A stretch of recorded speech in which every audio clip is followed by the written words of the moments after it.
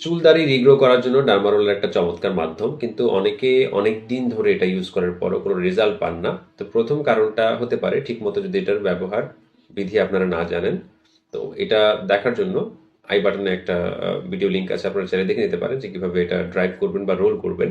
আরও একটা বড় কারণ সেটা হলো, যদি মানে জেনেটিক কোনো ব্যাপার থাকে বা জিনগত যদি কোনো ব্যাপার থাকে, আপনার ফ্যামিলিতে আপনার বাবা বা হচ্ছে দাদার যদি টাক সমস্যা থাকে বা তাদের যদি কোনো দাড়ি না থাকে, তো সেই ক্ষেত্রে কিন্তু আপনি এটা অনেকদিন ইউজ করলেও কোনো রেজাল্ট আসলে পাওয়ার সম্ভাবনা নেই। সেই ক্ষেত্রে আসলে আপনি মিনক্সিডিল সাথে ইউজ করে দেখতে পারেন।